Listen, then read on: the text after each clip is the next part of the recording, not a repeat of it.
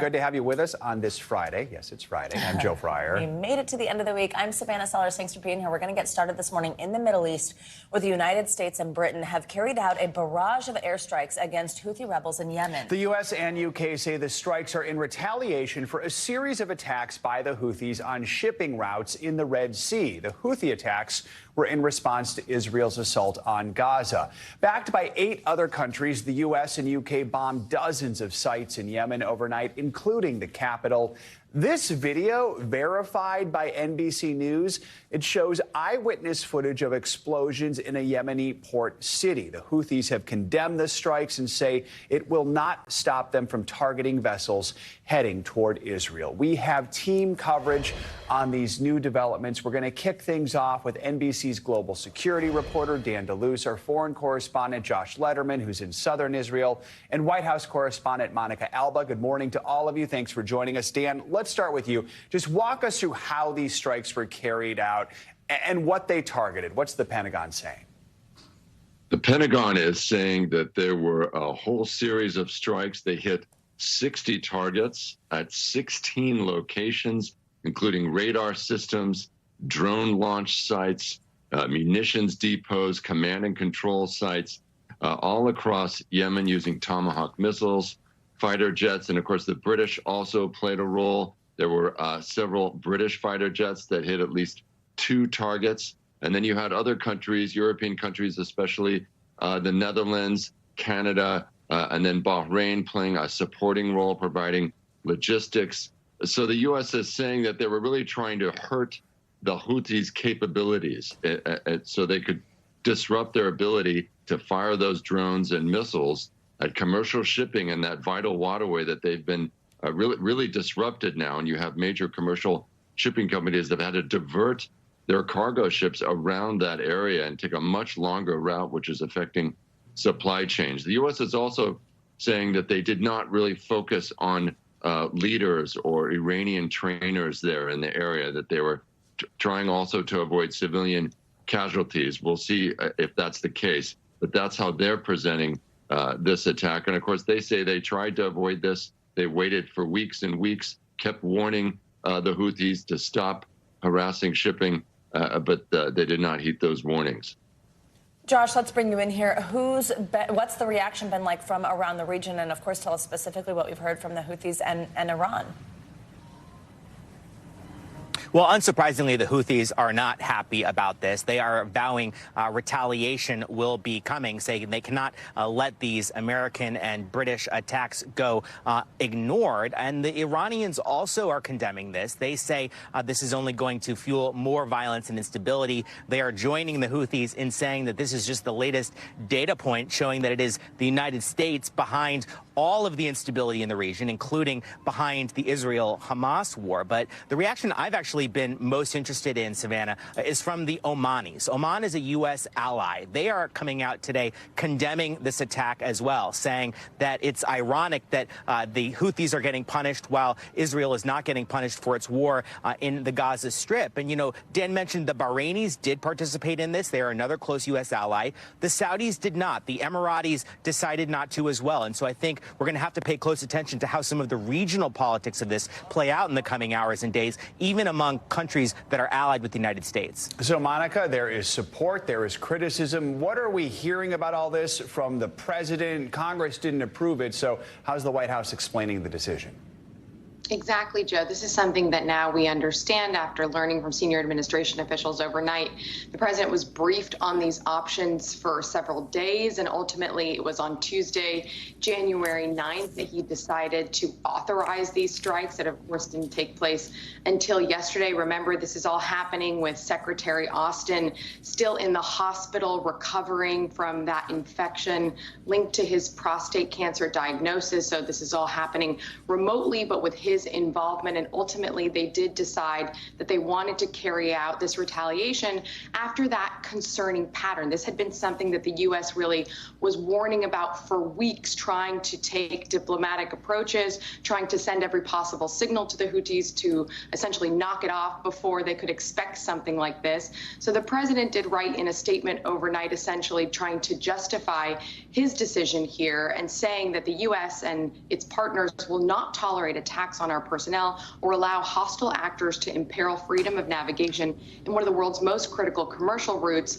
He says he will not hesitate to direct further measures to protect U.S. personnel and the free flow of that international commerce in that critical area. And what's also notable, as you mentioned there, Joe, is the fact that, yes, the president did not seek congressional approval, but congressional leaders were briefed in advance. They knew these strikes were going to happen.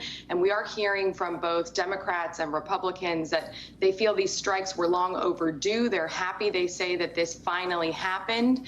But of course, there are questions now about what could happen next and whether this does escalate further. And we're hearing from Capitol Hill that, of course, they're going to be watching that very closely. But overall, they did welcome this response. All right. Grateful to our team covering this from here and abroad. Dan, Josh, Monica, thank you all. Appreciate it. Let's now bring in Hagar Shamali for more on this. She's the former spokesperson for the U.S. mission to the UN and the former National Security Council Director for Syria and Lebanon, also the host of Oh My World on YouTube. Hagar, good morning. Thanks for being with us. So the Houthis have already vowed to continue their attacks on ships headed toward Israel. Is this joint military strike being seen as an escalation in the region? Should we anticipate a more direct response from Iran on this?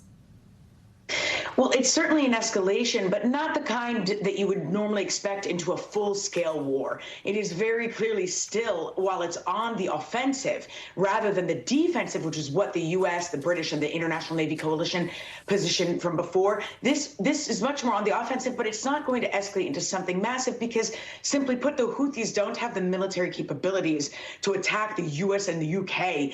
in the force that they would like. And the U.S. and U.K. are going to make sure that they disable their military capabilities. That's their goal in targeting things like weapons depots, command and control centers, runways, boats. That's probably why the port was hit, for example. That's going to be their focus. Now, will we see some kind of response? Probably, because the Houthis are not rational actors. And I have to stress that enough because this is not the government of Yemen. This is not a state actor.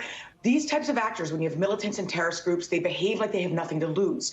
So they probably will try, again, to attack a certain vessel, but the U.S. is going to make sure that they understand the message. And at the end of the day, these militants, the only language they understand is military language. What I would expect to see is more Iran-backed militant groups across the region try to lob, again, attacks at U.S. bases across the region. But again, given the warnings from the United States, they're sending a message that they're not afraid to go on the offense and really try to disable their capabilities. And so while I think things will be shaky and volatile for a bit, I do think that message will come through eventually. So, Hagar, this shipping route between Europe and Asia is something Americans are now learning a lot about. Remind us of the international safety concerns here. How do the Houthis have access to such an important pathway? Yes, I'm so glad you mentioned this because I would have expected, for example, when Josh was talking about the Omani reaction, that the Omani reaction, in my view, is absurd because this is one of the most critical waterways in the world. And Houthi militants, and by the way, no terrorist group or militants are allowed to hijack an international waterway where 15% of the world's goods, 12 to 15% of the world's goods go through there. And when you're talking about halting shipping, hijacking that area and telling the world, no, you're not allowed to use this shipping. Apparently something like 18 shipping companies stopped shipments through that route, through that waterway, either causing them to cancel deliveries or go all the way around Africa, which significantly contributes to global inflation, to oil price increases, to cost that is, by the way, passed on to us, the consumer, around the world. That's not something you want to see at any time of year. That's not something the Biden administration wants to see during an election year in particular. Hagar, very quickly, how do you see this playing out in the coming weeks? Well, I think you're going to see more volatility across the region, including in these waterways. But ultimately, these militant groups don't have the ability to take on the United States. Neither does Iran. And so I don't see this ultimately exploding into the full-scale regional war that everyone is scared about. All right. Hagar, as always, thanks for joining us. Families of hostages still being held in Gaza are preparing for a heartbreaking milestone, 100 days since their loved ones were kidnapped by Hamas terrorists. NBC News chief foreign correspondent Richard Engel has that story. It's been nearly 100 days since Hamas massacred more than 1,200 people and kidnapped hundreds inside Israel. Israelis began to commemorate the milestone in the most mournful way. Families of hostages went right to the border with Gaza to shout to their loved ones. Don't give up! Stay resilient! We're coming to get you soon! The spot is painful and emotional. This is where an open-air concert was held on October 7th, when Hamas gunmen suddenly appeared in the sky and went on to murder more than 360 young men and women, kidnap dozens, and according to Israeli officials, rape women. We are standing so close to you. We love you so much. Romi Gonin was kidnapped from the festival. Shortly afterwards, we met her mother, Mirav, who was on the phone with her daughter as Hamas gunmen surrounded her car and took her. I spoke to Mirav next to Romi's photograph. She was running out of here. She was trying to escape from here. So, I have it in my mind. It's not just the sounds that I hear. Now I have the images, the pictures of what she was going through. And when you were shouting out her name, yeah. Do you believe she could hear you? Yes. She can either hear me or feel that I'm talking to her. I know she does. The Israeli government believes at least 100 hostages are still alive in Gaza. The White House says at least 6 of them are Americans. Negotiations to free them, led by Qatar and Egypt, have been stalled for weeks. Our thanks to Richard Engel for that report. For more now, we want to bring in some special guests. John Poland and Rachel Goldberg are the parents of Hirsch Goldberg Poland, an American who was kidnapped from the Nova Music Festival during the Hamas terror attack on October 7th. John, Rachel, thank you so much for being here. First and foremost, one of the most important questions we can ask is just, we want to give you a chance to talk about your son. What's he like? What should we know about him? Well, that's obviously one of our favorite topics, as any parent loves to talk about their children. Hirsch just turned 23. He was actually at the music festival to celebrate his birthday with one of his best friends. He is a curious, respectful, voracious reader, wild about soccer, loves music festivals, had just returned from 9 weeks in Europe, going to 6 different music festivals in 6 different countries. He is crazy about travel, and he had been planning a trip since he was in first grade, when he first started to become obsessed with geography, to travel around the world. And he was supposed to leave for that trip on December 27th. And we ended up going to the airport in his place and giving out stickers to everyone who was on his scheduled flight. They've been putting up stickers all over the world, sending pictures back saying Vietnam is waiting for you, Thailand's waiting for you, Nepal is waiting for you. Come on, Hirsch, we're in India waiting for you. And, that's a little slice of Hirsch. It sounds just so full of life. What a joy. Rachel, we also do know that Hirsch was injured, at least at the beginning of this, lost part of his arm during the attack. Have you received any communication about his condition? What is your line of communication with any type of officials like, and what information have you been able to receive from them? So the only thing that we have been able to understand from actually the hostages who were released in the agreement that happened at the end of November is that people who were abducted early in the morning on October 7th with injuries were taken for medical treatment, from our understanding. And from the video footage that we have of Hirsch getting onto the pickup truck with the part of his arm that was blown off was from the elbow down. And we see that in the video. We see also some jagged bones sticking out from below where he had wrapped it with some sort of bandage. Beyond that, we know nothing. As I think has been widely covered, there is no international aid organization on the entire planet of Earth that has gone in to see any of the originally 240 hostages who were taken, and now we have 236 remaining hostages. I'm so sorry, 136 remaining hostages. Of those, we think just around 105 are still alive. And none of them have been seen by any international aid organization. So we have very little information. You've both been front and center for the past nearly 100 days. Rachel, I know you said once this ordeal, it's like a slow motion trauma. John, I'll ask you, where do you find strength right now? Yeah, I don't know that it's strength as much as mission. We, both of us, have never in our lives, as you could imagine, been on a mission that is so laser focused on one goal. And that goal is bring home Hirsch and all of the hostages alive and do it as soon as possible. So we wake up in the morning and we brush ourselves off, perhaps feeling a bit of failure because they're still not home. And we get back to work and we do it all over again and we run around the world and we do whatever we have to do because there is such an important goal and we're not stopping until we finish it. We have seen you all with the Bidens, with the Pope. We know you've had some contact, some of which you just described to us with Israeli leadership. What more needs to be done to bring the remaining hostages, including your son, back home? What are you looking for from people in positions of authority? Look, I think we all learned on the 7th of October that Hamas is a more formidable entity than maybe we had realized before October 7th.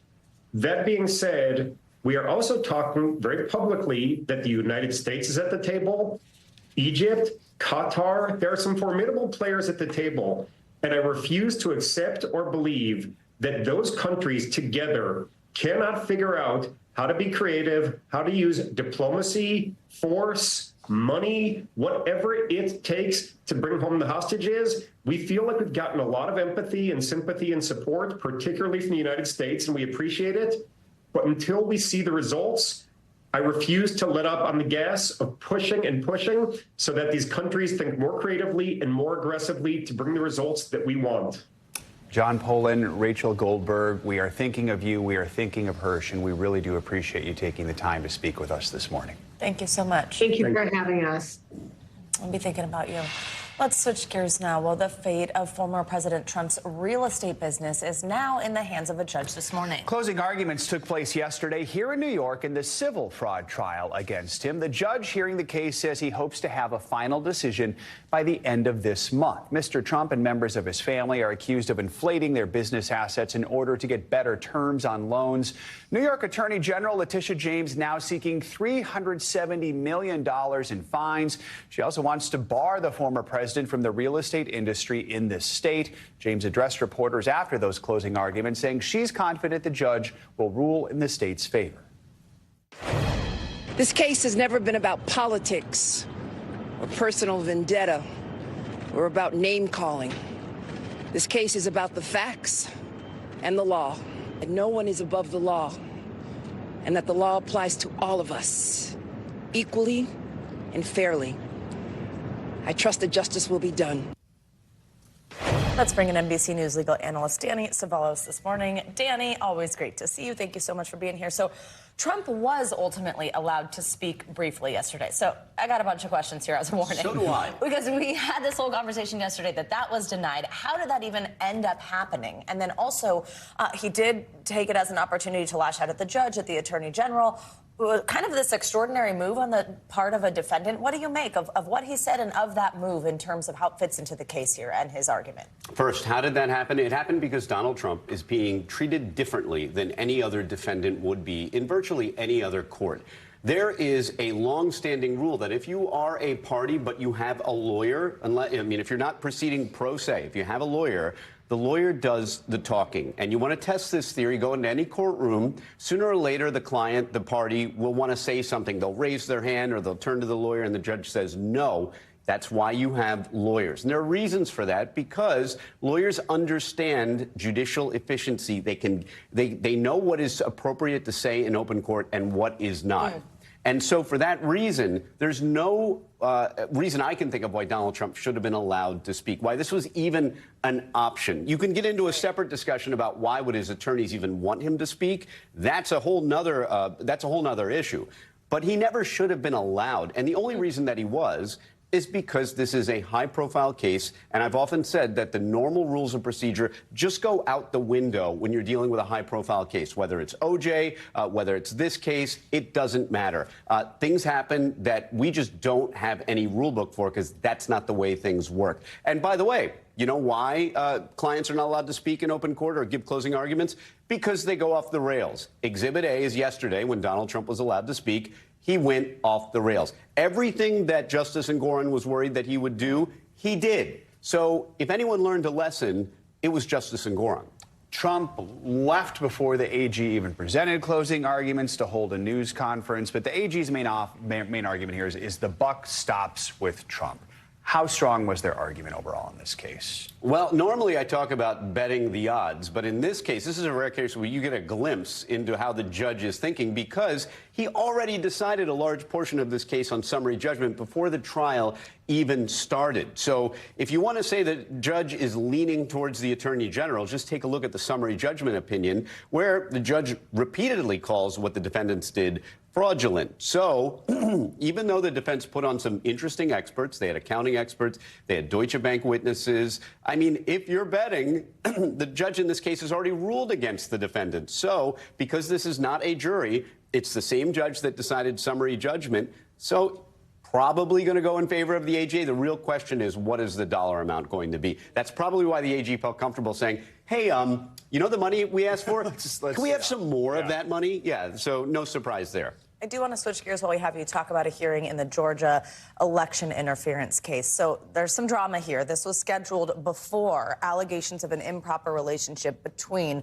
Fulton County DA Fani Willis and the lead prosecutor, the special prosecutor in this case. This came to light. A spokesperson, I should say, for the DA's office said a response to the allegations will be made in a court filing and declined further comment. But walk us through what we know about that and then how that could impact what we see today. One of the defendants has filed a motion asking for the entire case to be thrown out because of an alleged improper relationship between the DA and the top prosecutor, who was brought in and is being paid by Fulton County, by the government, to prosecute this case. And the allegations say essentially that the money going to him went right back to the DA in the form of vacations and things that people do when they're in a relationship. And by the way, I'll let you in on a little secret. In every courthouse in America, the judges are dating the cops, the DAs are dating the public defenders. Some people are dating two cops at the same time. Not a good idea. Wow.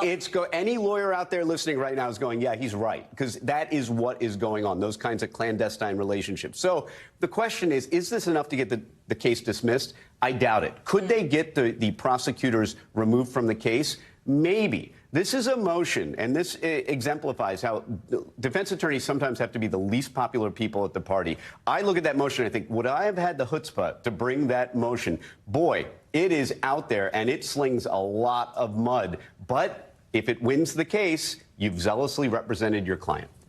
Danny Ceballos, thank you for your analysis on the former president's legal issues, as well as some information on the dating lives. So, yes, thanks, Danny. Another political legal drama was playing out across the country yesterday. President Biden's son, Hunter Biden, made a court appearance in Los Angeles, pleading not guilty to federal tax charges. The hearing came over a month after he was indicted and a day after making a surprise appearance at a House committee hearing in Washington. NBC News Capitol Hill correspondent Ryan Nobles reports from L.A. Hunter Biden again in federal court, pleading not guilty to 9 tax charges, 3 of them felonies that could land him in prison for 17 years if convicted. Prosecutors say Biden willfully avoided paying $1.4 million in taxes from 2016 to 2019.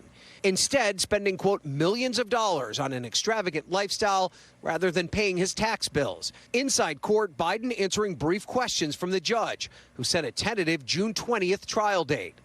Biden's legal team has argued Hunter was dealing with addiction and has since paid his taxes back. Mr. Biden, do you regret? It comes after Hunter Biden's surprise appearance in Congress, showing up at a hearing where Republicans were considering recommending contempt of Congress charges against him. Ignoring a congressional subpoena to be deposed, what are you afraid of? Hunter Biden refusing to comply with the subpoena for a closed-door testimony, saying he would only talk in public, leaving the hearing room after a few minutes. Republicans calling it a PR stunt. He was not there to answer questions. This is the second time that Hunter Biden has displayed in real time the arrogance and entitlement that he's had his entire life. First Lady Jill Biden said she was proud of the way her son has managed his recovery and blasted Republicans for showing naked selfies of Hunter during a recent hearing.